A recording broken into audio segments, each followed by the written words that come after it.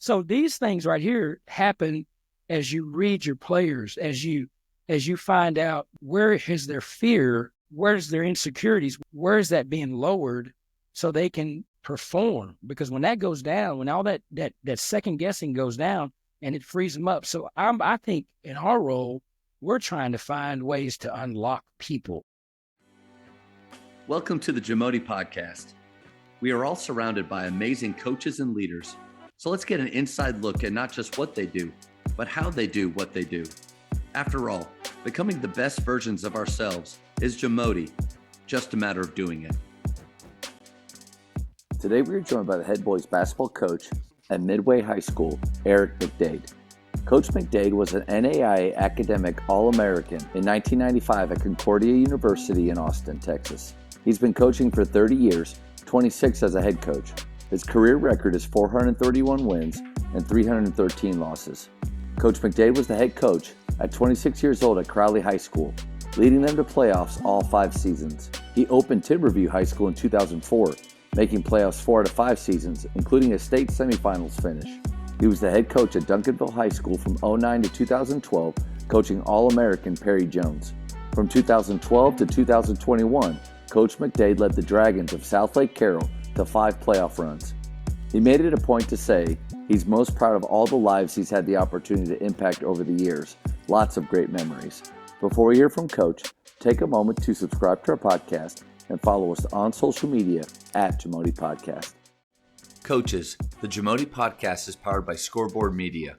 Scoreboard Media works with high schools across the country to run professional sponsorship programs on their LED scoreboards. Whether you already have LED and you just want to supercharge the revenue, or you want to use sponsorship revenue to buy new LED video scoreboards, Scoreboard Media can help. They work with sponsors and advertisers locally, regionally, and nationally who want to connect with your school's community. Email info@scoreboardmedia.com to start the conversation and see what's possible. Coach, my man, how's it going? It's good. How are you? I'm doing fantastic, man. Fantastic. Boy, it's good to see your face, brother. You too. It's been a little while. How's Waco treating you? Man, you know what? I love Waco. As you know, I know you know. But as you know, man, it's a great town. It's just a good place, man. Good people. I think Waco, we've got one of everything, which is good for me. Yeah. I don't need a whole bunch of options. It's solid, man. So yeah, it's been good to us. It's been good. And it really has changed in a great way since, 20 years, 25 years or so since I've been there. It's Chip and Joanne have done a great job, but there's always some nice parts, but now I feel like it's just really grown in the right direction for sure. Yeah, it's a good place, man. It's, we're in the Metroplex for forever, but Denison, where I grew up, feels similar to this. Smaller scale, but yeah. Yeah, smaller scale, but it's people are super nice. It's just a good community. People get behind you, support you. Everybody's all about the Bears. That's like it's like the Cowboys here. So that's right. It's fun, man. It's good, man. It's really good. Well, Coach, I want to thank you so much for giving up your time and coming on and talking hoops with me. Had the pleasure of, like you had said before, getting to be close to you up in the Dallas-Fort Worth area, and just always had a lot of respect for you, how you run your programs, and so excited to learn more. Thank you so much for your time. Yes, sir. Appreciate it, man. Well, the feeling's mutual, man. I was I was a fan from afar. Just love your story. Love what you're about. Love that your kids can shoot the rock. Man, it's just love what you're doing, man. You're just growing the game. Your focus is so on point. Especially in a day and age where people take this game and they'll take it different directions and stuff like that. And not all of it's good, but I'll tell you, you're doing the right thing, brother. You're doing good. Appreciate you. Well, I appreciate that. Yeah, my guys here at Faith, we may not be able to defend it all, Coach, but we'll be able to shoot it. Now, for growing the game, to me, I bet you feel the same way. The game's given so much to us, and whatever we can do to help out other coaches. And then also, I want to continue to learn. I want to continue to get better. And the X's and O's part, that is important for sure. But the more and more I get to do this, I feel like that's the 10%. The 90% is how we run our programs, how we treat our players, the environment that we create. I try not to say the culture word too much, but what we build there, I think that's the bigger part. And the 20-year down the road view of where we want these guys to be, not just the 20 days or whatever for the season. So, and excited to learn more about you in this process. Yeah, well, it'll be fun, man. It'll be fun. We'll glean off each other, man. I got my pen. I got my paper. Hey, dude, you ought to see, Coach, it's crazy. I got this thing set up. I got an iPad sitting over here. I got this there. But you think I know all about this technology, man. But I came ready to learn, man. Came ready to share and sharpen the tool. Shoot, man, I'm excited. I'm honored you have me. Honored you'd have me. Coach, in preparing for this, got to look a little bit more into your background, your history as a coach. I knew you at Southlake, but didn't realize all the other stops that you'd had and some great schools that you've been to. And then also, is this year 28 or 29 overall, or is it, where are you at? Well, this is year 29 in public schools. I was an assistant for 1 year at Concordia down in Austin. Overall 30, but public just 29. But yeah, so 30 years, again, just getting to learn more and the success that you've had at all the stops you've been at. All of those years of experience getting work with different coaches and probably going to clinics, listen to podcasts, meet with coaches. You get to be around them and see some of the best. What are some characteristics that you feel like great coaches have?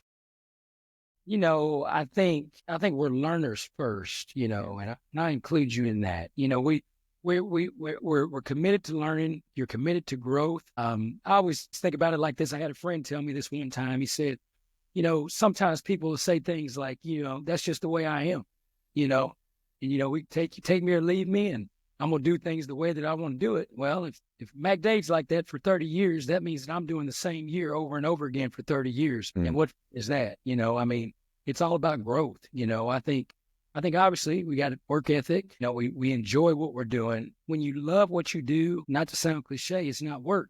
You know, we get to do this. We get to pour into other people's lives and to grow people and to help them. You get to help folks, and that's a big deal. And I think the last thing that great coaches have, I think if there's three of them, is they have perspective. You know, perspective.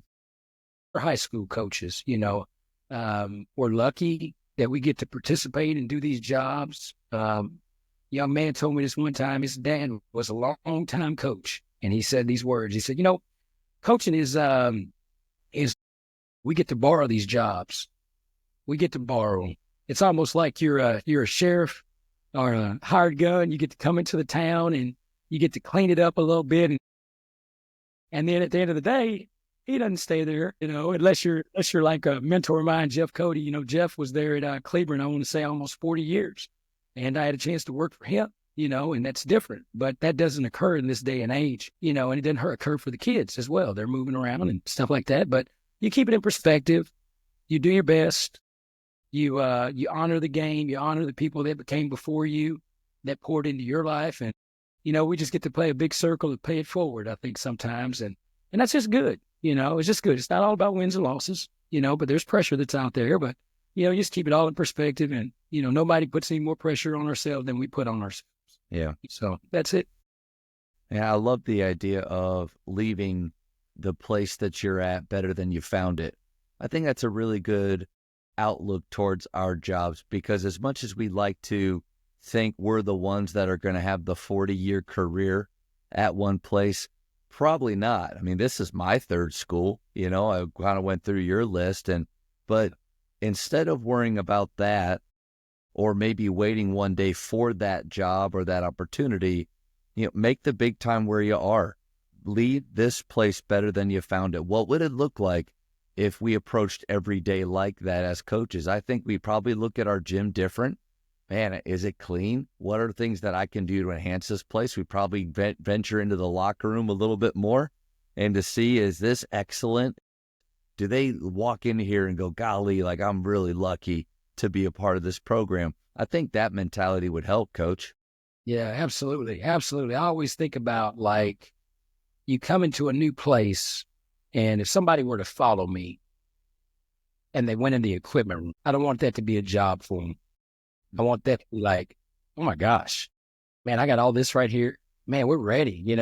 That's like the first thing I go look at is the equipment room when I take a new position, and I'm like, okay. Or it's like, instead of what were they doing? Like, what was going on here, man? Like, that's what we don't want the next person to feel. Hey, but listen, there's some great stories in that, because there's some jobs that I've walked into, and the guy may have been there for 28 years. And what you find is sometimes you get the things that are underneath sometimes tell the story that people never see, or they never hear it. And you only know what you see. And so there's like clues there, or there's things that you can leave behind, or things that people have left behind that give you a clue as to what no place is ever exactly what you think it's going to be. You know what I mean? Where I've been in a lot of places, the places have broken my basketball stereotypes, shattered them in a lot of ways. Things aren't always what they seem, and you got to find out the story of the place. I'd use that equipment room symbolically, because there's things that are there, Yeah, that's really good. I think there's a couple phrases that will just completely destroy a culture or a program. One is, it's not my job. Like, as a head coach, for us to think like that, for our assistants or for our players. And one coach kept reminding me during one of these talks is that we're not just basketball coaches. We're a part of a staff at a high school. We're a high school staff member. So it's not my job will crush a culture, but then also just the way I am. That's just the way I am.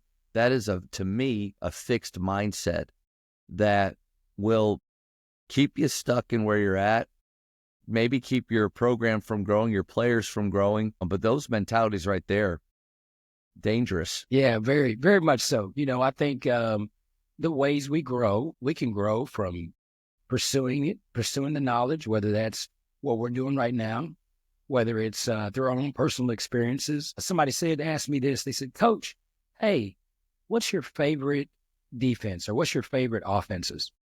And I said, well, where I am now, I tend to look at it through a different lens. And they said, well, what kind of lens you look at from? I said, I look at it from the ones that we've played against that gave us the most problems. Because if they beat us and they hurt us with it, then it's hard. It's hard to score against, or it's hard to stop.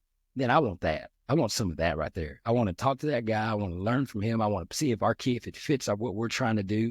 And I think experience is a great lens as well, for learning and being open to that. Sometimes the best defeats, man, the best butt kickings, Yeah, maybe it opens our mind to, okay, there might be a better way of doing this, and that dude has figured it out. But yeah. I love what you said about and how you answered that question. I think 8 to 10 years ago, I was really hung up on being known for a system or a style of play. Selfishly, I think I wanted to be, a guru of some kind of style of play that people came in to watch or people wanted to learn from. The problem with that, though, is if that style of play or system doesn't fit your clientele, doesn't fit your players, then when I look at my wall back here, there's a couple teams where I just feel like I need to apologize. Like, it was a bad plan. It just wasn't a plan that led to them feeling what one coach said that I think is really good, them feeling comfortable and familiar with what they're doing. The style of play didn't create those feelings for them. And so instead of being, if someone was to ask me that question, what offense, what defense? Well, whatever fits my players, I will learn and I will change and I will adjust to fit them. And you can still keep your identity or concepts, but man, the danger of the system and wanting to be known for that is that what if it doesn't fit? Or do you just need to find jobs that make sure that it fits? I don't know. Yeah. It's, and I think it's organic. It's organic. It's, I think we all have things that we teach better than other things. And sometimes when we have to come outside of our comfort zone, it's like if I'm teaching a unit in a math class and I'm not very familiar and comfortable with it, then I feel as though it doesn't come across as well. Well, sometimes the kids may have some knowledge there and you kind of learn from each other and you kind of glean it and you see what they can do. And it ends up being this thing. One year, I remember at Timberview, we were, it was my last year there, and we made a run. We get down to state, and we're playing Houston Yates. And boy, they were loaded. They were number one in the country that year. But the story really, as one of my kids I was talking to the other day, he said, it was how we got there. Well, it was so organic. Our lineups changed. We went to some kids that I didn't even think were going to be on the year. They end up being inserted. We get into an offense that literally it freed them up a little bit. We called it NT, and that just simply meant nothing twice. Don't do the same thing twice. So it was just, they just flowed with it, and it stuck with them, right? We had a group that was at Carroll that one year we started out 20-1. They pressed makes and misses. They didn't have speed. They didn't have quickness, but they were really tough, and they get into that Hobbs press, and they're able to do these things. And they couldn't really shoot, but they made a lot of shots, and they caused people to turn it over. So these things right here happen as you read your players, as you find out where is their fear, where's their insecurities, where is that being lowered so they can perform. Because when that goes down, when all that second guessing goes down, and it frees them up. So I think in our role, we're trying to find ways to unlock people. We're trying to unlock them so they can perform. And that's just a lot of experimentation. That's a lot of playing around with it. That's a lot of asking, talking, conversating, listening, things like that. You don't have to do what they say, but you have to listen to them. Sure. Love the idea of unlocking them. Like what a great way to frame it too for them. Instead of, I just want to try to play around some things, see if it works. Okay. Yeah, that sounds, but hey, I want to figure out the best way to unlock your potential. Man, if we're talking about buy-in and getting a kid excited, like, yeah, coach, let's try something. I want to be unlocked. I love that way of looking at it. And, want to be like you, like a coach like you that is able to do that and isn't set in his ways, is able to adjust. But part of that to me is being open-minded when you're listening to other people. And like at a clinic, I think of JD Mayo at the front row of every TABC clinic with his bag next to him and his yellow notepad out. And that dude is scribbling. He's been retired for 20 years, and he is scribbling notes, trying to learn more. And here I am as a 28-year-old sitting there going, golly, if they're talking about walking the ball up again, like, and I was closed-minded. I'm not saying I've grown a ton, but the idea is I may be learning something that doesn't work now for this team, but it may work in a few years. And I want to be able to look back at those notes or remember Jimmy Smith talk about his zone. And I thought that was interesting the way they guard the high post. I want to look at that again, but we got to stay open-minded, right? Yeah, totally. It's like, here's the best. I think we don't necessarily give ourselves, and I'm speaking to myself sometimes because I don't feel this way a lot. I have to force myself to feel this way, but we are literally experts at what we do, right? I mean, like, we're really good at it. I mean, like, we speak a different language from the average eye that views this game, right? And a lot of people want to have that, but it's like a scientist that's been exposed to all these different formulas and ways to build things, and their schooling and all that stuff. And so when we sit in a learning and a growth mindset, it's not necessarily that it's going to apply now, but we're exposed to it. So all of a sudden, man, we're sitting in the middle of the fourth quarter and we see something and we know what's going on. We played a game last year, and it was against Hutto and Caraway. Man, that'd be a good guy to have on. He's sharp, right? So Caraway gets in there and they're doing some things to our big that is putting him in some weird spots, and they keep scoring off of it. So I always like to do this. Especially guys that I know. I called him up after the game and I said, what in the world was that? And he goes, well, we knew he couldn't move his feet real well laterally, so we kept putting him into this action, and it was just opening it up. And I said, you rascal. I said, man, you are just, I said, you do to do that. He said, yeah. So I started going back to the film, and I'm looking at it, and I'm like, okay, we're doing this. I don't know when, but we're going to do this, because I hadn't seen that done like that before. So it just makes you have to stay on your game because somebody's going to do something to you that if you're not familiar with it. I'll tell you, a guy that used to be able to do that was Robert Hale. Robert Hale coached Rayford Young. Rayford Young is Trey Young's dad. But when he had that good run out at Pampa, Robert used to get into some games against Robert Hughes. I remember that. It was Crowley. I was at Crowley. It was like 2003. And Azle, where Hale was, had just beat Dunbar. And we had him. And Robert Hughes drove over the VHS tape. I called him up. So he drove it over to Crowley High School. This is the legend, right? So here I am, 20-something years old. He drives it over. And I said, Coach, I said, what happened? He goes, and in figurative language, of course, he just said, got out coached, And if we're not careful, if we don't sharpen our tools and have enough exposure to things, we may not necessarily give our kids the best opportunity. So we have to be learning or we'll get exposed as coaches. Are you ready to level up your team's skill development? Well, Bology is here to support you in driving accountability and skill development. The Bology app is more than just tracking. It's a resource for enhancing skills, knowledge, and mindset across your program.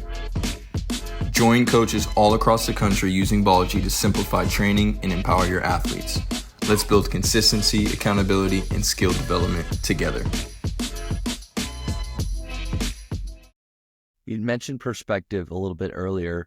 Perspective, the definition I've always used for that is you're not as great as you think you are, and you're not as bad as you think you are. And remembering that as a coach can be really important because if you have enthusiasm and you love what you're doing during the high times, that's not very special. But to keep that during the low times, that's the trick, not just for our players, but for us. Over the years, what have you done to keep that perspective in your life of why you're doing what you're doing? Well, I think the first thing is you have to stay grounded. You have to stay grounded. If we don't put it where it is or where it belongs, and I've done this, I did this for a long time, is that coaches, especially us in the nature, we're selling.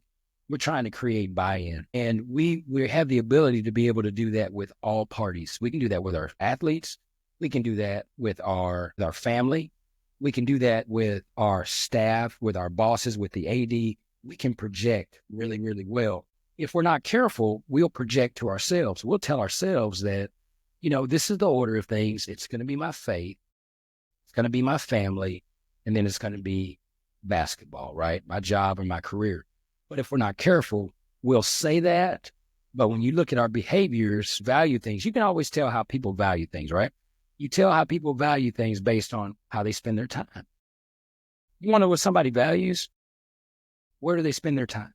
If I'm saying it's about my family, but I'm at the gym all day and I know we got to work, then it's really that the order's really not speaking to it, right? You can also tell how they spend their money, on how they value things. So we don't need to try to project in that, and we need to hold ourselves accountable that we really believe what we say we believe and then act upon it. Even though I had a friend, man, he was really good at it. Richie Alford, he'd be a good one to have on here too.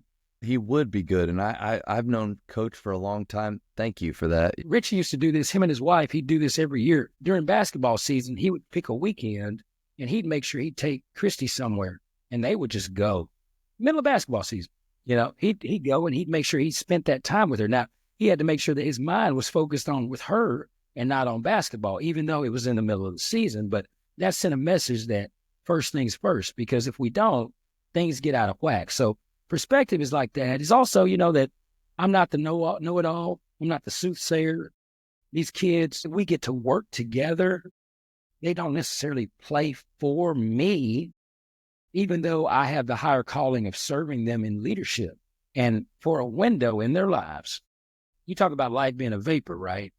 We get these kids for this small window. How small is that? I saw Victor James. He played for me at one of those teams in Crowley. He's 40-something years old right now. And it was a window. But what has that guy went through all of his life? He's had all these different experiences, having his own sons and having family and having disappointments and celebrations. But as a coach, what if I approached my season with the thought of, could this be a highlight or such a great experience for these kids that they'll remember that down the road? Or are they just competing for wins? And if we don't get there, it was a failure. Man, life is like that, man. We're gonna fail a lot. So how can I approach this in a way, that allows them to, to experience something special, whether it's winning games or whether it's just, hey, I get to go to that gym where that's a special place for me every day. And the challenge too is not to just have your 1 through 5 feel that way later on, but 6 through 15. Coach Thomas, when I played for Tommy Thomas in high school, and when I was first starting out at Name and Forest with Jeff Clarkson, I called him, and kind of almost like one of these deals, I asked, what would you do differently, Coach? Like, what's something that I need to think about now, as a 26, 27-year-old?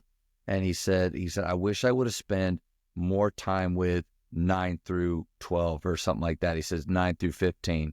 It's so much of his time now. Darren and Bracy Wright, Darren Williams, Bracy Wright, maybe they take some attention. That's fair. But he just said, and it's so easy for us to spend the majority of the time with the ones that are on the floor the most. I just talk to them more. We're watching film together more, but what we don't want is for the perception to be that the level of their importance is higher. The level of care for them is higher. And so the trick is 9 through 12. What's some advice you have for keeping those relationships strong throughout a year when they're not necessarily the ones putting the ball through the hoop quite a bit? Well, man, I think, we have a saying in our program, and the saying is real simple. It's everybody matters. Everybody matters, right? And so we've got a young man right now that, man, I can't cut him. Can't cut him. There's time in my life where I used to struggle with those things. Like, what are we going to do with this guy? Man, I can't believe, man, he's taking up space, all this different kind of stuff. Can't do it. Can't do it. Here's the question to ask ourselves sometimes, and I did this. I had a friend challenge me with this. He said, hey, if this was your last year to coach, how would you approach it? Wow. How would you approach it? If this is the last year to coach, how would you approach it? I said to myself going into this year, I said, well, can't guarantee a state championship, so I'd probably do a couple of things. I'd understand that I'm the one that's creating the pressure to win, right? I'd probably take care of myself mentally and physically so I could really enjoy it, knowing that it was the last one. Hey, I'd enjoy the game, right? I would really enjoy it. I'd cut up with the referees a little bit. I'd need them a little bit. The coaches that are really, really good, man, I'd make sure I told them. We think about it with our opponents, but sometimes our pride won't let us tell them. But I'd call them and I'd communicate and say, man, you're doing a great job. You might be doing this better than I am right now. I would enjoy my players every day. Every day, walk in the gym. It's my last year. I'd enjoy them. I'd smile more. I'd laugh. How about this one? I'd play more and worry less about the play. I'd play more and worry less about the play. Now, that'd probably work in couple different ways. It might be I'd laugh and cut up, right? Well, people, man, you can't be like that, Okay, well, maybe I wouldn't do that. Maybe I would have them live, getting up and down, where we would say, hey, they're just rolling the ball out. No, we're getting better in chaos. Yeah. Right. I'd play more and worry less about the play. And then I'd probably, just like we said earlier, I'd just make sure it was the best experience that they ever had. So, Matt, here's the question then. If Eric McDade has thought about that and fleshed that out, why didn't he do that every year for 30 years, right? What are we waiting for? Yeah. What are we waiting for? Yeah, I like that. What are we waiting for? Coach, I got some chills there, man. I think that's a new question for the list. And I'm going to say my goal in this whole thing to be honest and transparent. And if I'm thinking something, even though I think it's going to be dumb, I'm going to say it anyway. Coach, I'm a Nickelback fan. Okay. Now, listen, I don't care. There's a lot of Nickelback haters out there and everything. I watched the documentary on them about a year ago, and I forgot how many great songs they had. So in my workout playlist right now is a ton of Nickelback. So I don't care what people think. I like them. But they have a song called If Today Was Your Last Day. And it goes through all of those things that you would do. Like if it was your last day. And it's simple things. It's not like go to Vegas and I'll put it all on. But no, it's how you treat people. It's how you show up. It's how you enjoy your time. And I think that question is necessary for every day, for every year for us to think about, because the way that we approach that, our players will see it. They'll feel it. Are we looking past this year to next year already? Or are we just, is it maybe you have a year where the talent's not there, but maybe you think in the future you could be really good? Are you already kind of moving on from this group that needs you right now, that you got to pour every bit of yourself, you got to empty yourself into them, and you got to try to wring out every bit of potential from them? And I just think that's such a powerful question, and that made me think of the Nickelback song. That's good stuff. I can't believe I said it. Hey, dude, I wrote it down, man. Hey, I'm a music fanatic. I wrote it down. There's a lot of us out there, but I don't think many people actually say that they are one. But I said it. You said play more, worry less. I love that idea, and I think I'm aligned with that of, in practice, getting us in more 2-on-2, 3-on-3, 4-on-4 games where we're working on our offensive concepts. When the mistakes happen, like Gannon Baker said, we're celebrating the try. We're not resulting in that moment. I think, Coach, we're guilty of contradicting ourselves in the moment. Hey, guys, we're going to play because, man, we want to get in some chaos and we want to learn from this. But then the moment that the inevitable mistake happens, we stop it and we either correct it harshly or even correct in general. We don't allow the process of what more play does, which it appears to be sloppy, and there's going to be mistakes. But I think worry less about what that looks like and let them find their way through. I think you're right on the money. Yeah. It's the better you are at, being honest, basketball's hard, man. It's fast. When I was younger, I used to get out there and play to try to remember. I always used to tell my assistants and our guys I work with, I'd say, hey guys, don't forget to go play a little bit because we need to remember how hard it is. And they'd laugh, this, that, and the other and stuff, but it's difficult. Right over there in Collegeville, I used to go over there and play at Lifetime over there. And man, it was tough. My boys were coming up, my chest would be burning, trying to process, trying to move, trying to make a good pass when you're tired. There's so many factors that are going on. And, these kids I get it. They're athletes and things like that, but there's things going on. And I'd say it's even harder now than what it used to be and what it's like in a pickup game. Because now I'm as a player, I'm going out and I'm going to play, and our kids have great support systems. They have great support systems. They've got people that are invested in them on so many different levels that will show up to support, that will give them advice on how they need to play in that particular game and all this different types of stuff. So they're managing all these thoughts, and all this chaos is breaking out. Now, between those two teams, it's really the one that can handle the chaos the better. Yes, sir. Yeah. It's great, right? So it's just trying to figure out, hey, and you know what? And I go back to this right here. It's the unlocking. It's the ones that aren't burdened with fear. Hey, man, look, I get it. I know that you got this going on. Hey, man, I know. Hey, how many points mom and dad want you to score? And they were 20. All right, 20. Well, man, listen, I don't know if that's going to happen, but let's talk our way through this, right? I had a friend, he'd always do some numbers games, right? He'd say, okay, well, let's say you get a couple of free throws. Get you about 4 free throws. Get fouled, get to the line. Let's say you get you about 3 offensive rebound putbacks. Hey, man, that's 6 points. That's 10 points right there. Hey, if you run the floor, you might get yourself maybe 2 buckets right there. That's 14. Hey, get you a couple steals on defense. Man, all of a sudden, you don't have to have the ball. You just went and got the ball all those times. You just went and got it. You're like, man, hey, you're right. But how can we get that fear down so they unlock and they can play under these different conditions that are nothing like we ever experienced ourselves? Mm. Yes. So many good points. I love the idea of reminding myself and our assistants that basketball is hard. I don't know what the moment is when you, and maybe guys that don't play feel this, or didn't play feel this too, but the moment that you kind of stop playing and you become a coach, but then as you get older, you forget what it was like to play and you start to act as if it's easy. And I had coaches in college, or no, actually this was over in Iceland.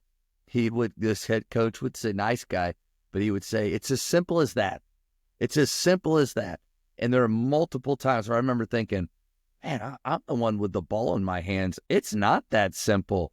Like Matt Garnett, one of my buddies, he always says, like, if people are surprised that we lost to somebody, he'd be like, they practice too. Like, they're doing that too, but it's not as simple as that. And I think a great thing for us to do is to let our players know that we recognize that. Like, when we're asking them to do action, now listen, I understand this is difficult. You're going to have to fight really hard to get over this. You might get bumped. Instead of what one of my assistants in college said was, just run through the screen. Just run through that screen. Push him in the bleachers. I'm like, that dude's 7 feet tall, 300 pounds, coach. In my head, I'm thinking, I'm not running through that. I'm going to airplane around it, probably get the crap hit, but coach, we can't forget that, because that leads to the friction, the disbelief that the players have in us, that we know what we're talking about. We got to remember that.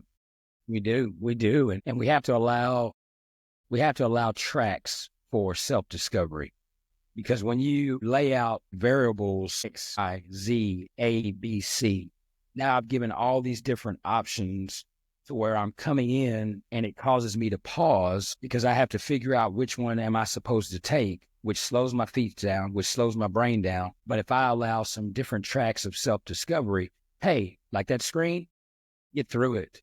So watch, who has these things figured out?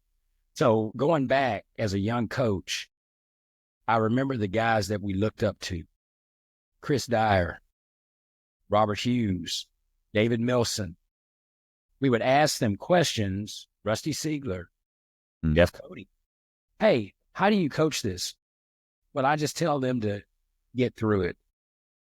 Or I just say, you better find a way. You better box him out. I don't care how you do it, but get it done. Well, they're freeing them up. They were these guys. Okay, offense. So here's what coach would say this right here. This is really good, right? Tracks of learning and freeing people up. Coach, how do you win a basketball game? Coach Cody would always go back to this. He'd say, well, I remember I sat down and I listened to Henry Iba, and he said, there's 5 things you got to do to win a game, right? And I still use these. You got to be able to execute your offense from the head of the circle in. You got to be able to stop somebody defensively from the head of the circle in. You got to win the battle of the boards. You got to break all types of pressure. And then you got to win the transition game. Don't give up any, but go get you some. And if you can do those 5 things, you give yourself a chance to win. So I've always tried to present it that way. And there's different tracks for self-discovery. Hey guys, if we're turning the ball over in the half-court offense, no matter what we're running, we ain't gonna give ourselves a chance. Let's take care of it. Hey, if we're not getting back and we're getting beat in transition, that's one of those things we talk about. So the simpler we can make it, I think faster we can get, right? Our kids can become more reactionary. I wonder how many times we just out-technique ourselves. We just want to have the best technique, and I'm all for footwork when we shoot and how we close out, but how we block out. I used to talk about, well, first you go power base to power base. And it was kind of the Rick Torbett stuff. And I wanted to put on a clinic for my guys.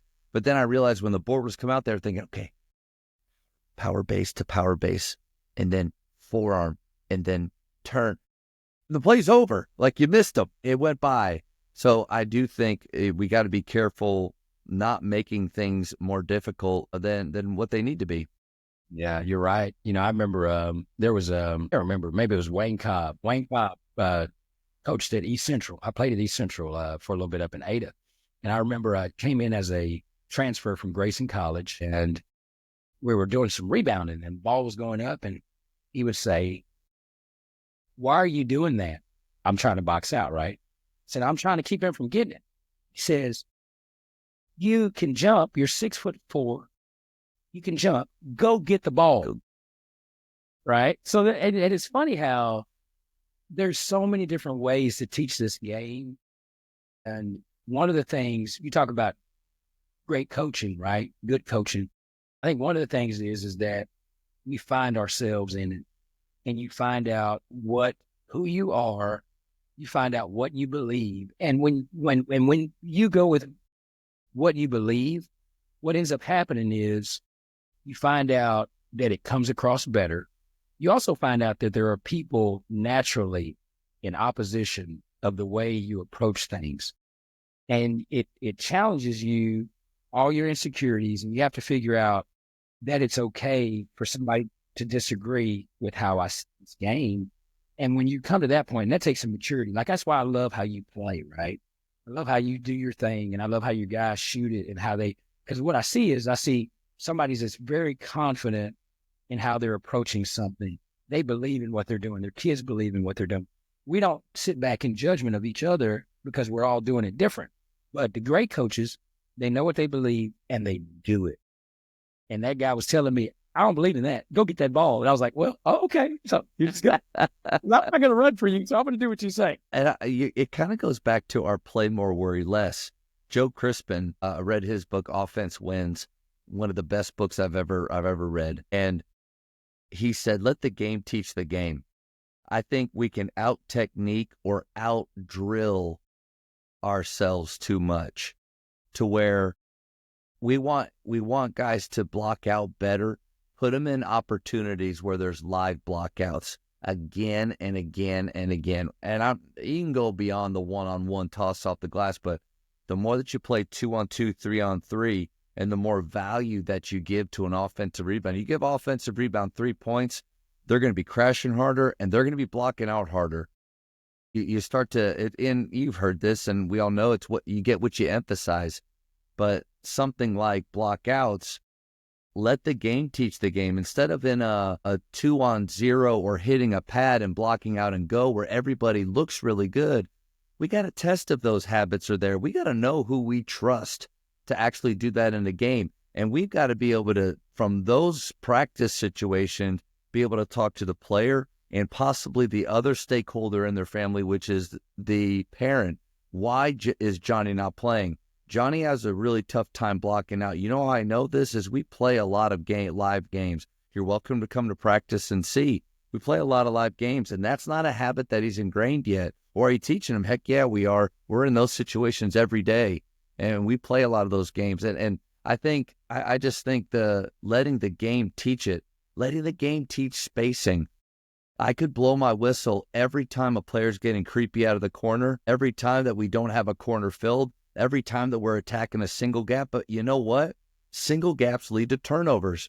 So I'm going to let them turn it over in the game. And after it's done, we huddle up. Hey, I'd love to ask you, what do you think? Why do you think the turnover happened there? And the guy would do this. That was a single gap, wasn't it? Yeah, it was a single gap. What could you do instead? I think helping the game teach it instead of us helicoptering, but just flying in and saving them from that, man, let them fail. That was one of the things that I was thinking about today. It was like, it was one of your questions. It was like, how do you deal with defeat, right? Or how do you deal with failure? And that one really like jogged some things because I think it is the best teacher. I think it's probably one thing that we get to teach over and over. We get to do that. That's like part of our job. It's like, some coach is like, man, well, hey, if we lose, I want them to, this, and they're going to know that that's not our standard. And I think it's almost like, hey, that's the one thing. I mean, like between you and I, man, I took a lot of L's, man, right? We've won a lot of games, but we took some hard ones. We played Seagoville. That first year I was at Timberview getting the playoffs, and we won a playoff game that year, man. It was one of the most proudest moments. We got in. We had the 9th grade B-teamers from Summit and Mansfield High, and they get in, right?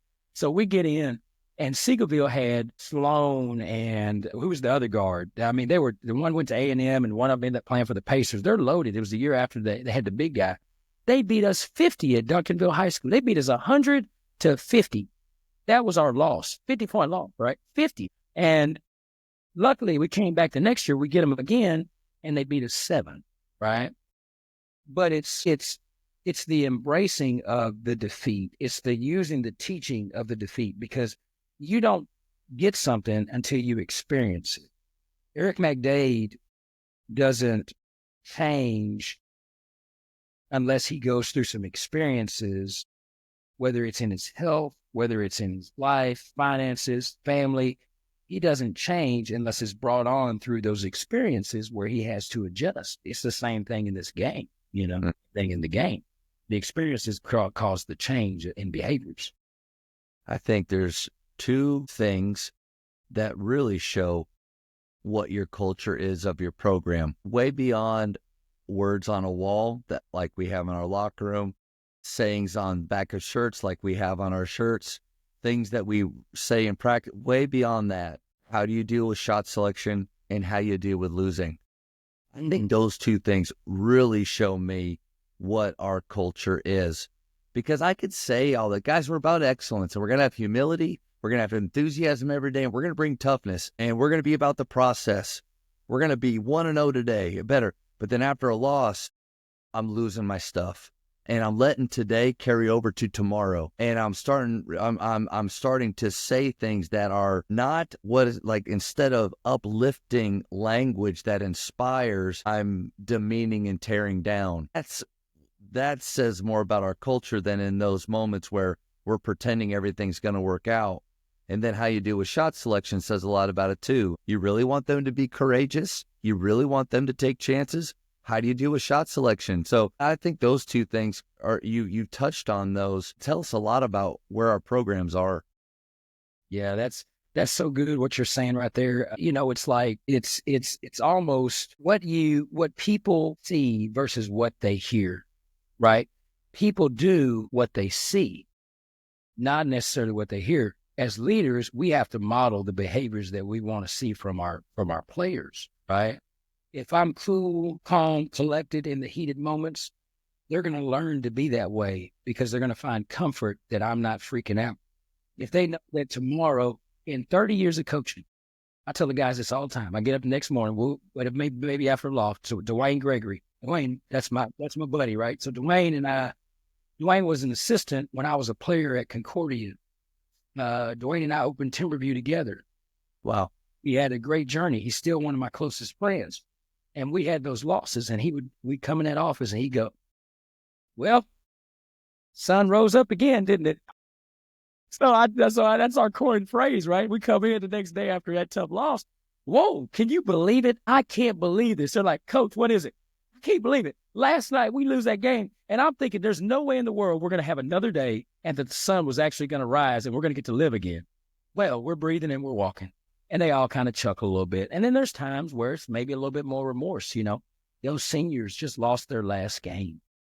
They're coming in that next day, and we're going to process them, and we're going to celebrate them. And how are we going to do that? How are we going to make this that, yeah, we lost. But you know what? More important than the loss, we value you and everything that you've given us, right? Sometimes you have to read people. You have to see where they are. You have to know, are they bruised or are they wounded?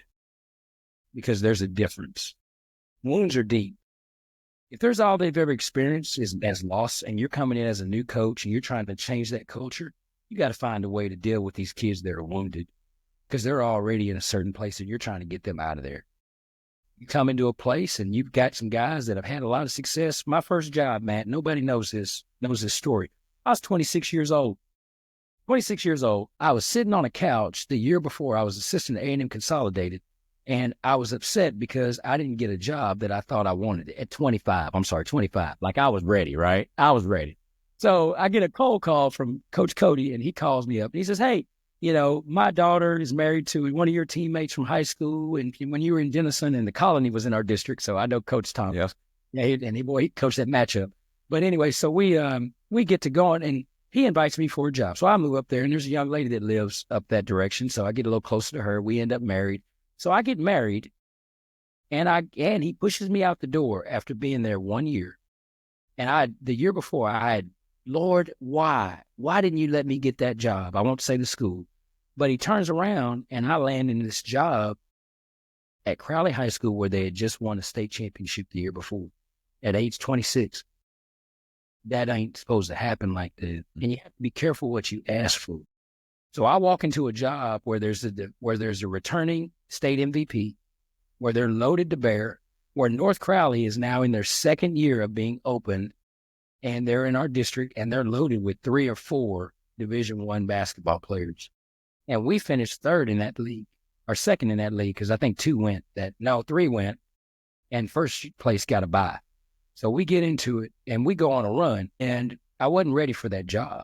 And those kids, they needed someone that would guide them along. They didn't need me coming in there trying to be who I had just worked for, right? And so that we have to discover who we are. I say all that to the point where you have to know your players. You have to recognize what their needs are. And then our job is to fill in the voids. Here's a thought right here. Thought about this today. Had a friend share this with me this morning. He says, what are you trying to fill your voids with as a coach? What are you trying to fill your voids with? Okay. If you're helping somebody, and our job as coaches is to help. If you're helping somebody and you're expecting something in return, that's a business transaction. But if you're helping somebody and you don't expect anything in return, that's called being kindness. That's probably called being a mentor. That's probably called being a teacher, right? And sometimes we have to look at it for what it is, and we may not be fully equipped, but we can be on that growth journey ourselves, because I wasn't equipped for that job. But we can be on those growth journeys. So there's a lot of situations where I feel like God has put me in places where I wasn't ready for it. And I was insecure and just had to learn my way through it and be open to that and just know that it was going to be better later on. Just be a good person. That's sometimes all you can be. You may not have the tools in your tool belt.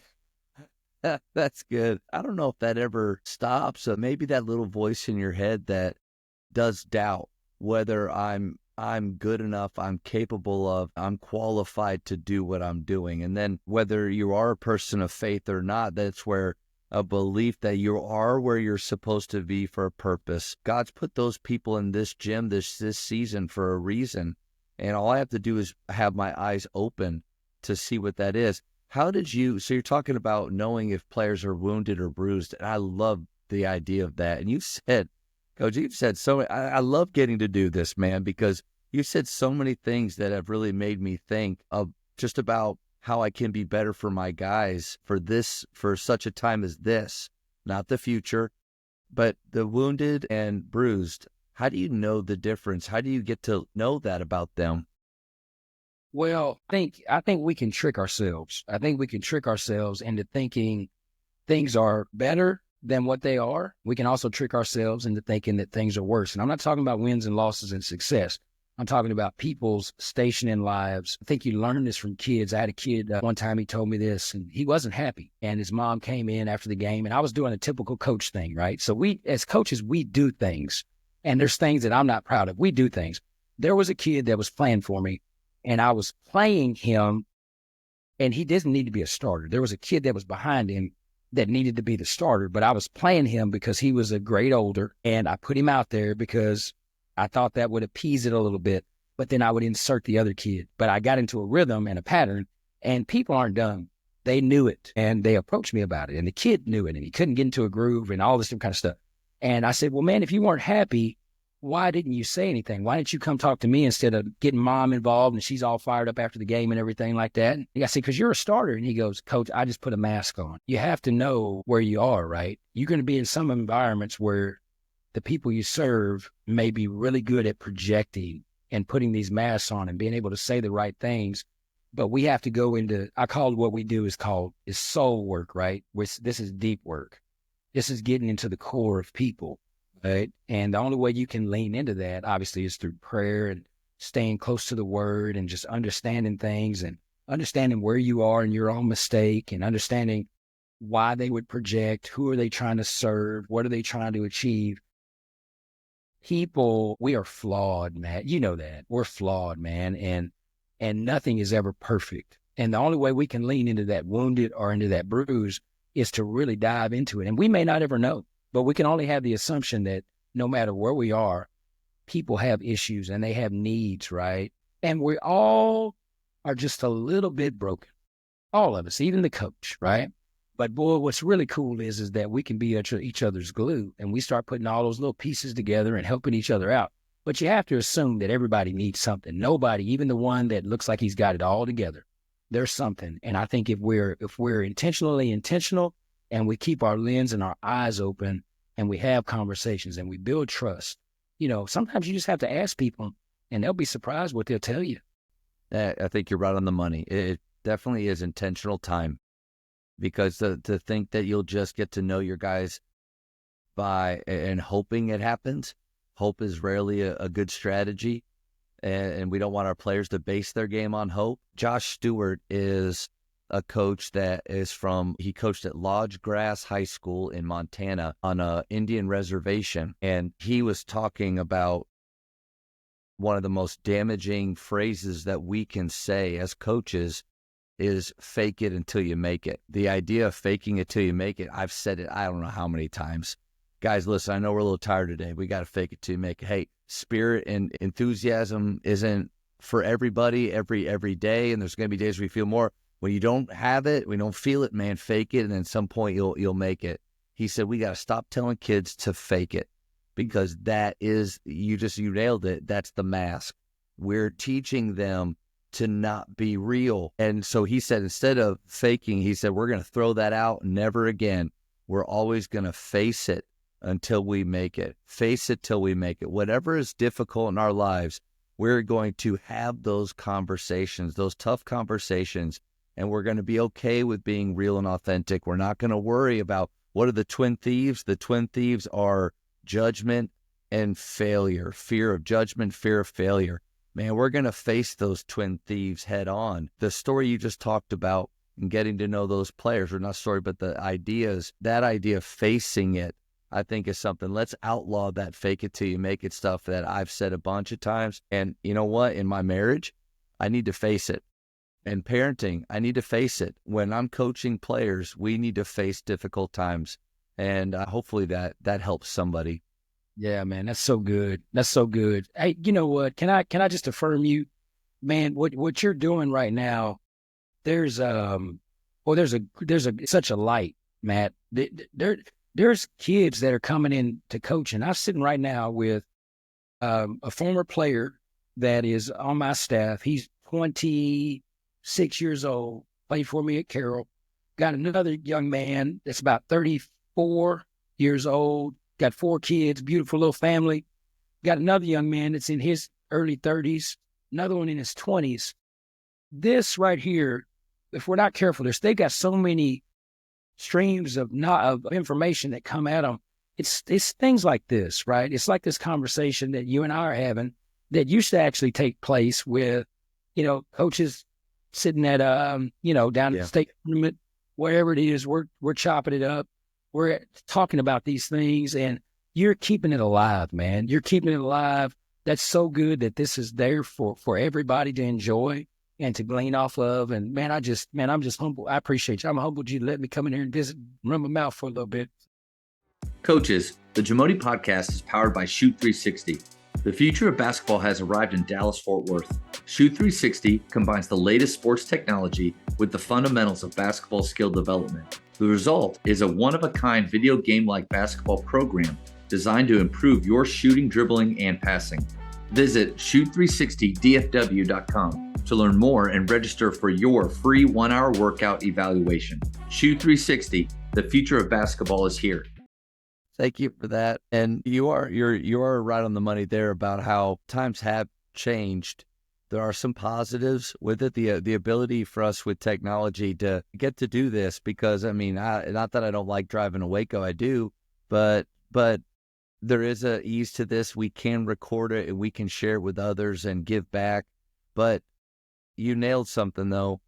There's nothing like going to another coach's school, sitting there watching their team practice, and then sitting with them and just asking questions. There's nothing like going down to TABC and after a clinic, going to eat with a group and just, hey, what did you guys think? What are you doing? Man, there's a guy, or a lot of people know him now, Jeremy McFerrin. Jeremy McFerrin, before Plano West, now people know him because of that, but he was at Lubbock Trinity, and they were in our district, and I thought we played fast until we played Lubbock Trinity. And they were just racing down the floor, beating us down. And going to the TAPS state meeting one year, we stopped for coffee. And I just had to ask him, like, Jeremy, I know we're competitors, but how do you do it, man?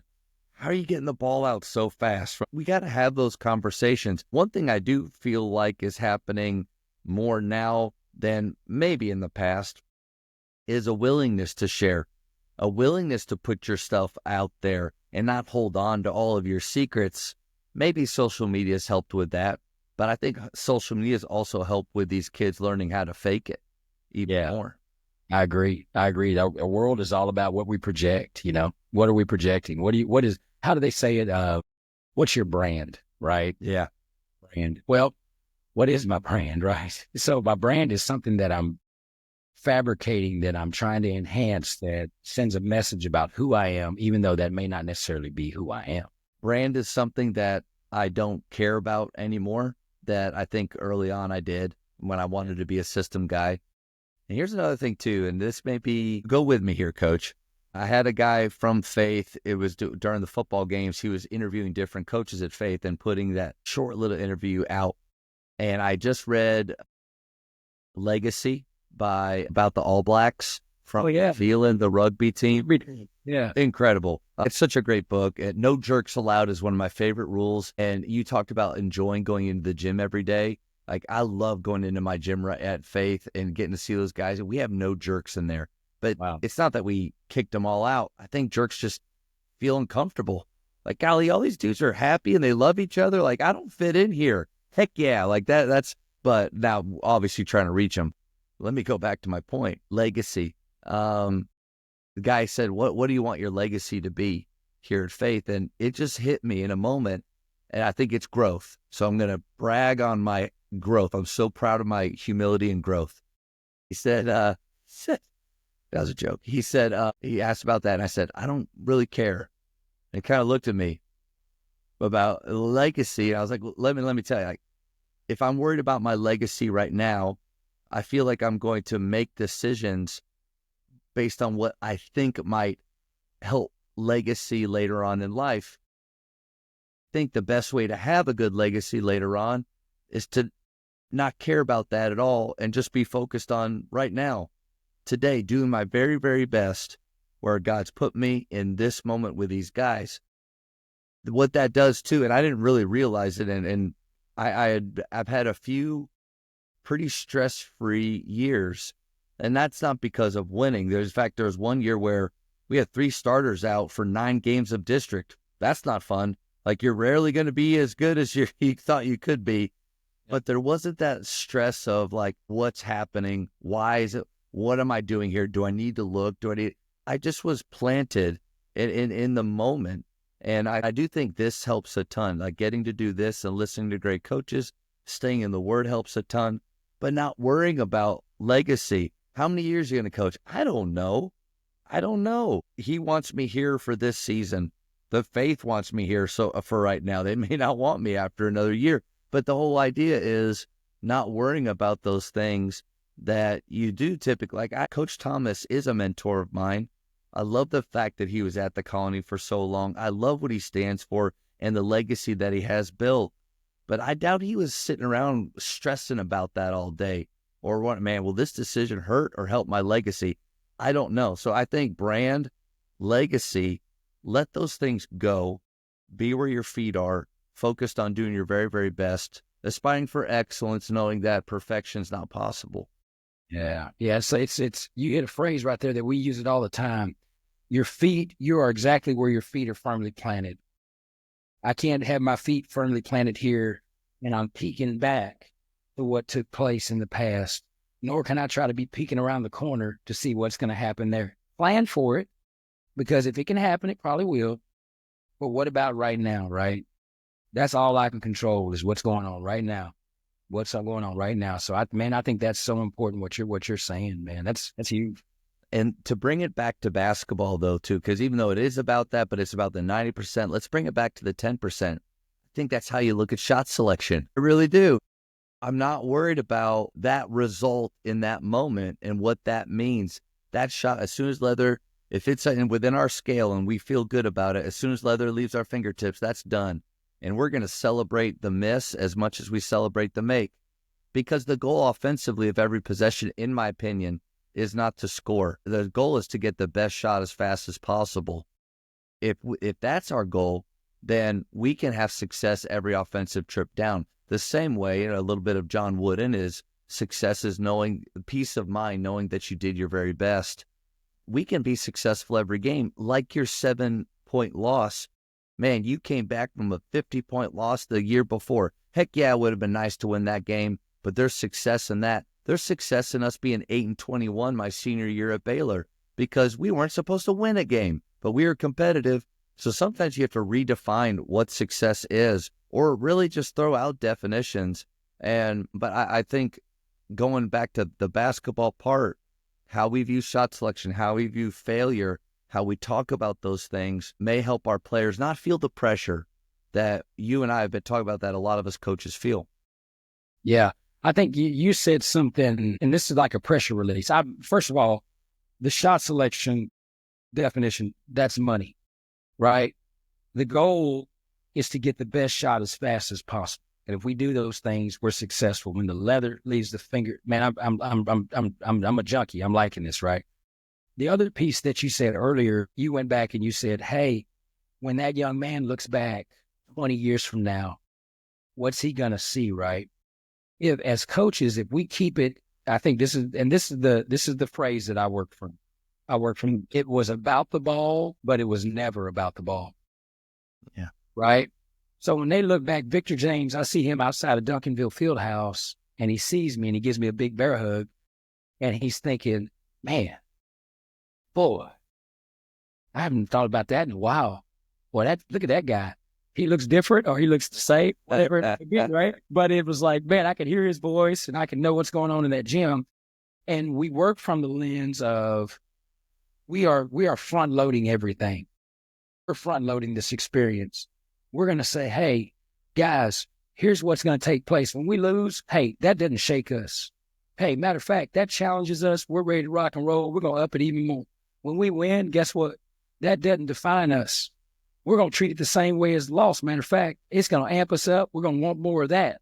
Hey, when I'm walking through the halls and we're on a 20-game win streak, that don't make me no better than that guy that's sitting over there that's not involved in anything and nobody's singing his praises on the announcements. Hey, guess what? I'm not entitled to anything, but guess what? I get to be a part of this every single day. It was about the ball, but it was never about the ball, right? Never about it. I think a good goal for us would be to have our players care an appropriate amount while they're here. An appropriate amount. Mm-hmm. Bobby and I said the toughest thing about this is we want to win more than they do. One of the big reasons for that is you and I are getting paid. Like this is our job. Yeah. Like if we don't keep this, our families struggle. So the level of care that we have, my players don't care enough. Like, well, okay, what's your scale? What are you basing that off of? Do they care as much as a 17-year-old that doesn't want to play in college should care? Probably.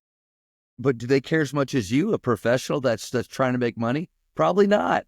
Like, and you maybe have those like it, live it, love it guys, or like it, love it, live it guys. Maybe you have a couple of those live it's in your career that they just, when they wake up, man, they can't wait to be at the gym. But you probably have a bunch of love it and like it guys. And we got to figure out a way, Coach, you nailed it, for this to be a bright spot. Not the bright spot. And I don't think we need to talk about it as if it's the bright spot of their life. Hopefully, being saved is the brightest spot. Getting married, finding your calling, feeling like you're aligned, watching your kids do things, or maybe getting it like my bright spots really aren't my playing days anymore. My bright spots are watching Jax O'Neal knock down a quarter three after I know the struggle that he's been going through in his own mind to get to that point. But the bright spots for them, I feel like we have a big hand in that. And our goal is to remind them, this better not be the most important thing to you. And it's not going to be the most important thing in your life. But let's let it be a bright spot. Like one of the things that you look back at and you're fond of and you have good memories. We can't take complete ownership in that because they are co-contributors to our culture. They're co-contributors to what we do on the floor, but we have some control for sure, right? Absolutely. Absolutely. You always, people treasure what you measure, right? We treasure what we measure. If I feel like, I told my guys this the other day, they're not great at it. This might have even been my class, but I told them the other day, somebody said, hey, coach, so watch, we can formulate identity, right? So they asked me, coach, do you like your team? And I said, guys, can you believe that somebody asked me that every year for all these years? They've always asked me, do you like your team? And I said, fellas, there's not a team that hadn't been fond of. Even the ones that were hard to coach. There's some guys in here. You're difficult to coach, but there's some things about you that I am really fond of. I like you guys as a team. I said, but would you believe this? I turned that question around. I said, hey, you're asking the wrong question. They go, well, what do you mean, coach? I mean, y'all think you're going to be any good? I said, well, that's beside the point. I said, I've had groups that I've really been fond of and I really like. But guess what? This group right here, they like each other. I said, guys, do y'all realize that now they may not, but I'll formulate that for them. Hey, you're special. You're special because you have great chemistry. You're special because you guys are linked up. You're special because you're willing to, I get that they got a text group, right? And they're buzzing that thing. I mean, they're buzzing it. I mean, it's always going off and they're putting stuff in there and going to do open gyms and all this kind of stuff. And I said, hey, I see this. Man, you guys, so I've had teams that don't even respond and don't even talk to each other. Hey, don't you know you can win? You'll win games because you're willing to communicate with each other. Hey, big challenge for us here in a couple of weeks is that when we're breaking down and getting in our defensive stuff, or we're out there on the floor, or we're going to talk like that, like we're talking in this group, or we're going to be running our mouths and encouraging and building and communicating and breaking and just kind of making sure everything doesn't fall apart in the middle of chaos. They're looking at me. And I said, boy, what a gift. You guys like each other. Hey, let's go. Let's get out of here. Those kids are like, what? We just asked you a question. Like, what just happened? But you're right. I think resistant to talk about unknown futures. You know, we need to be resistant to stress about unknown futures. That does no good. I don't know. I think our district will be good, but I don't know how good. I think we'll be okay. I don't know how much. But again, in the moment, what is important is there's no jerks in that gym. Those dudes like each other. They care about each other. They give their very, very best. They're not afraid to fail, and they shoot with courage. Yeah. I think, but we continue. We got to continue to speak that. I'm not a big fan personally of the idea that we can speak things into existence. I don't subscribe to that. But I do think we need to continuously see the vision and sell the vision to our players. The vision is that we are a group of guys that care more about each other than ourselves, are willing to move it, share it, and give up our bodies on the line defensively. That's the vision. And so I see it, man, I'm going to sell it. I'm going to sell it. And that's in everything. That's culture. That's what we say and do. Yeah, that's real. That word culture is hard because it became so. Yeah. Standards pillars are just, it's like what we're about. It's who we are. It's what makes us different from everybody else. It's like it's playing here or playing at that school down the road. Here's special. Hey, it's special. How's it special? Because you're here. Because you're here. It's not because you're looking over there wanting to be there because everybody wants to move. You've planted your feet here right now. You make this a special place, man. And guess what else? We know it. We know it. And we appreciate it. The question sometimes is like when we see the things that we want to see, do we stop and take the time like we should and celebrate? Yeah. Because the lens for us, now you got to have two parts. You got to be nurturing and you got to be challenging. Any program that's over nurturing, you're not challenging them, right? Any program that's over challenging, you're probably overly critical, right? So it's got to be a great balance. But we've got to make sure we celebrate the things that, because really, to be honest, if we celebrate it, they're going to do it more.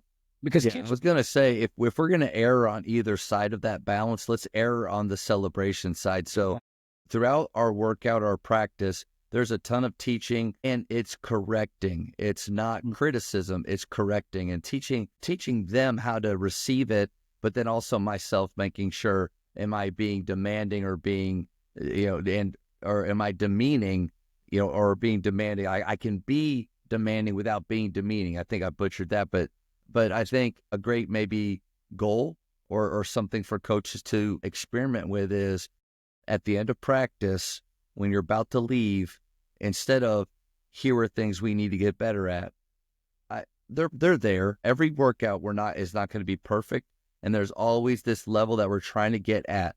But I say we leave with celebrations. What are things, guys, that you heard today or you saw today in somebody else or within our team that you really liked?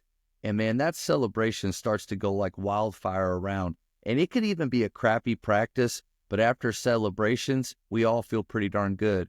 And then, Coach, after a win or a loss, instead of a post-game speech, it's I loved watching you play, and it's what celebrations do you have? And that's even more impactful after a loss. Coach isn't going to worry about the fact we just lost. He wants to know about what good things we saw in ourselves and each other. I'll err on that side any day, but that doesn't mean they're not being taught. That's for darn sure. Yeah, that's so good. I like how you said that. At the end of a game, they leave with, I love watching you play. What celebrations do we have? No matter if it's a win or loss. That's it. That is culture. That is your standards. That is your pillars. That's what separates you from everybody else. That's what creates the experiences that your guys, no matter what year they graduated, they will all say the same thing. Man, Coach, after every game, he'd always say what? And they'll be sitting around laughing. They'll go, hey, man, I love you watching you play. Those are the things that when we talk about like legacies and what they remembered and how we were able to serve them for that small portion of their lives that might even make them a better coach, a better coworker. Hey, watch this. That guy could be sitting in a meeting as the CEO of a company, and they're in a difficult situation, and he remembers you, me, and he's got to make a decision of whether to fire somebody based on something or if he's going to apply some grace like he was exposed to when he was a basketball player. That's impacting lives, and that's impacting the world, man. What a good deal, brother. What a good deal. Man, good stuff. All right, Coach, the speed round. These are going to be quick questions. The first thing that pops in your head, you blurt it out, and we're going to get to know you real well. Greatest shooter of all time. Steph Curry, crazy. Dude could never see anything like it. Crazy. Last 2 minutes of the Olympics, I think, that's some of the greatest. The 4 threes that he made in 2 minutes and over to it's the beautiful thing about sports is how it can transport you from where you are in that moment to just, and that's again, I know this is a speed round, but something that we can help our guys do is let's let basketball be the good part of their day. They got a lot of, some of our guys have a lot of hard things going on in their life. Let's not make basketball be one of them. And what I tell our guys is from select ball, and this isn't a knock on select ball coaches, but there's one thing I think we have on them is the structure that we have and the time we have. So we're able to be organized. There's a plan because of all the time. When you only have one practice a week and you got guys coming all over and then you try to play a tournament, it's chaos and all this stuff. But I told our guys, like when you come back to faith, what we do, we're flowing, or offensively we're flowing. It's like it's just breathe, deep breath, fresh air. We're back, fellas. Like I want them to feel that way when they walk in the gym. Love it. I love it. Favorite superhero? Batman. Man, Batman, without a doubt. Smart.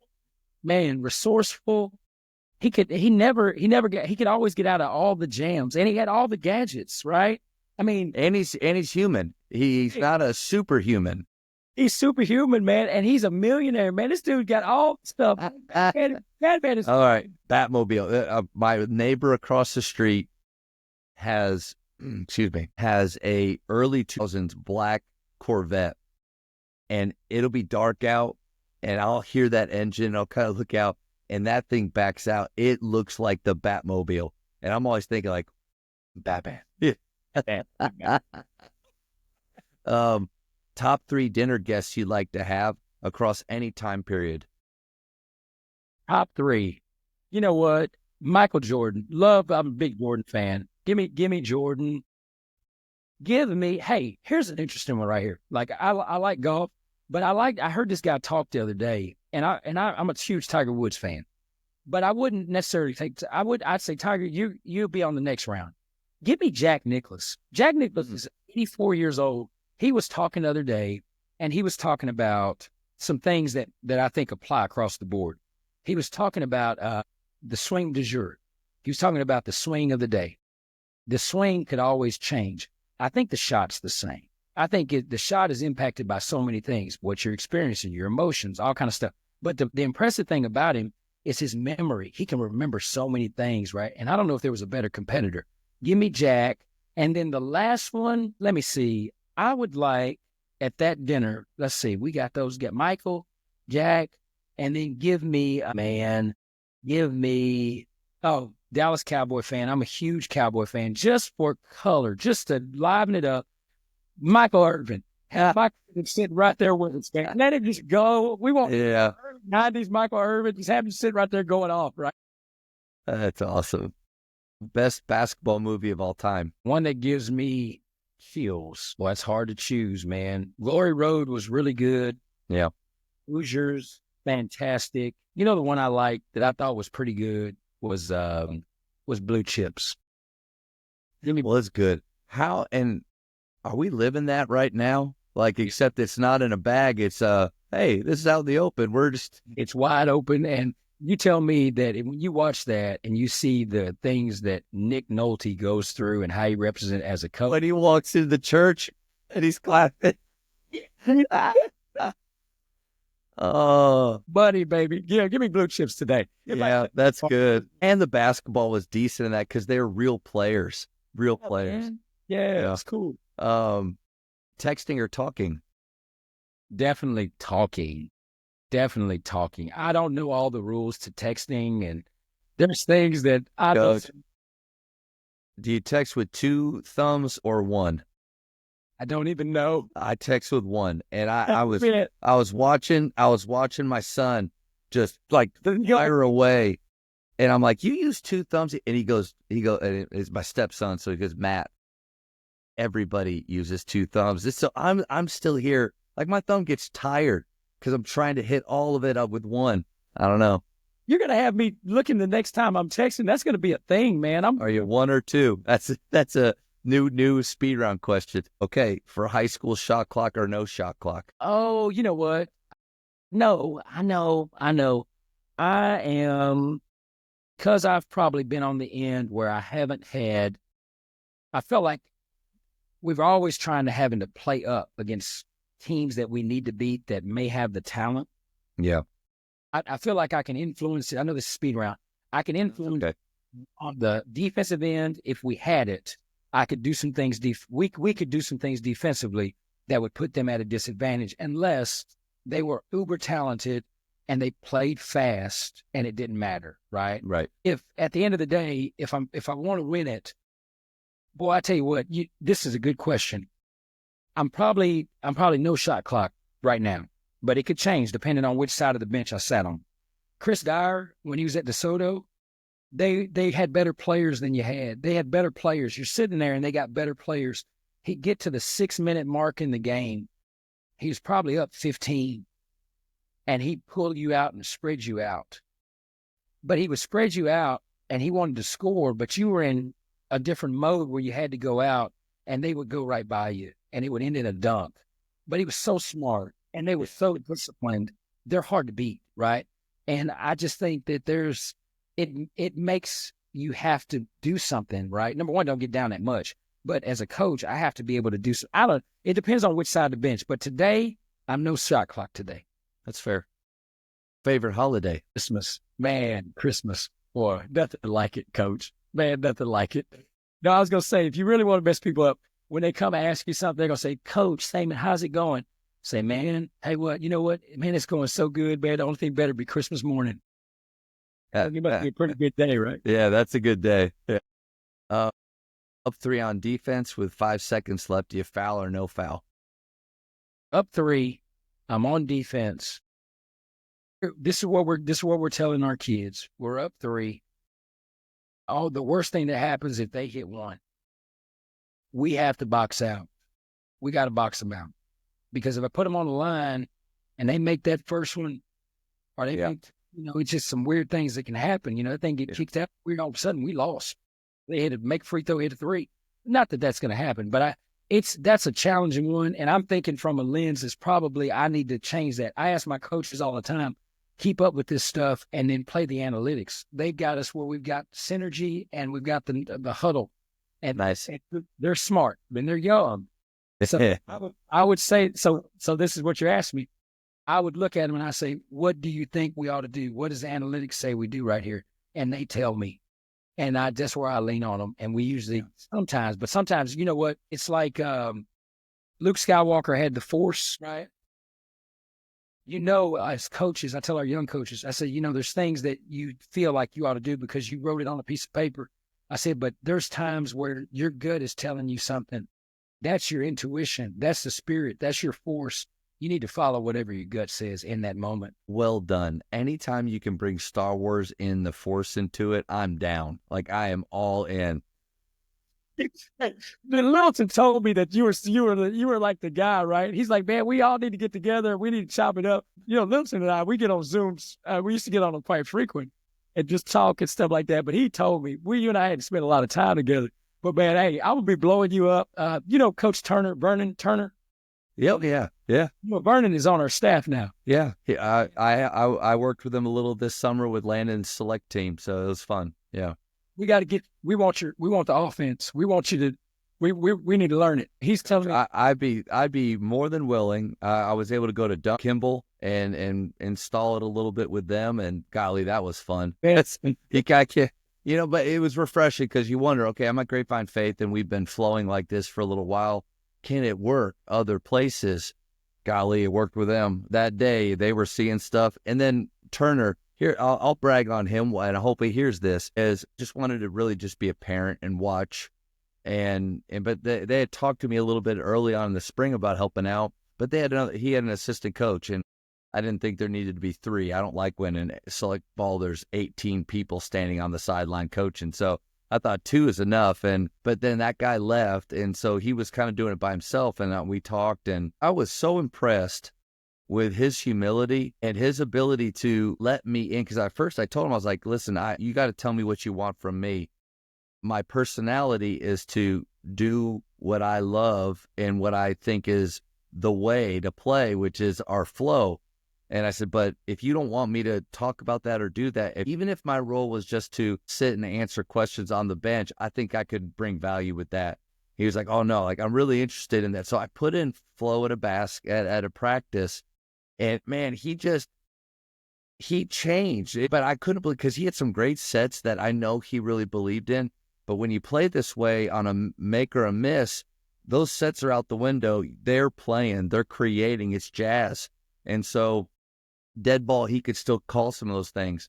But he was incredible. He let me do some practice stuff. And then even I had a talk, we were talking about post-game.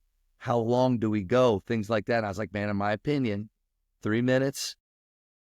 We don't talk about negative things. Let's get some celebration. And he was doing it. And it was just, I think if I was in his shoes, I don't know if I would have had that ability to let somebody come in and listen. I think I would have been not maybe prideful, I don't know, or arrogant, or just, hey, come on, glad you're here. This is what we're doing. Like, get on board with it, So he did that. But anyway, I'd be honored to come down and spend some time.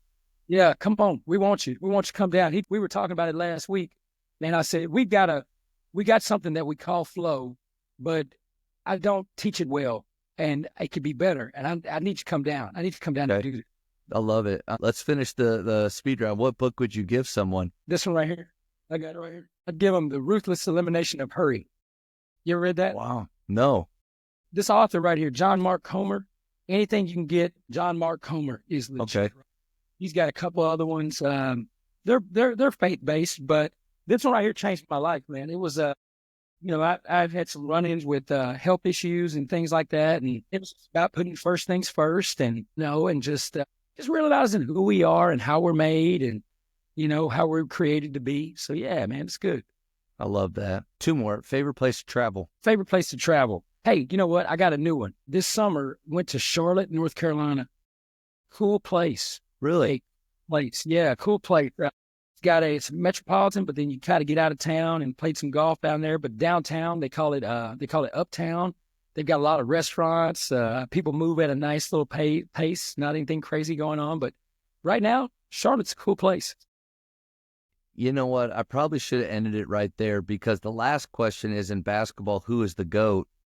But you had him at your dinner. Babe. There. I've been bald 18 since I was 18 years old. He got that from you. Yeah. He's awesome. Oh, good stuff, man. Good stuff. Coach, This was so much fun. I just want to, you said some really kind things to me.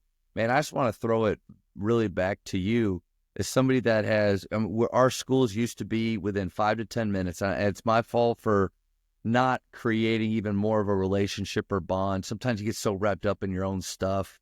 And hopefully coaches from hearing all this, maybe get outside of your little bubble and go talk to other guys around you, but build those relationships. But I've had a lot of respect for you, but I was just blown away throughout our talk of how intentional you are with not just what you say. Like I found myself just enjoying listening to you talk, and I would imagine your players feel that way too, but a lot of great nuggets for how we can be the very, very best for our players and how we can get the most out of this moment that we're in right now. And there was just a lot of transformational speaking right there that I really appreciate. So thank you so much.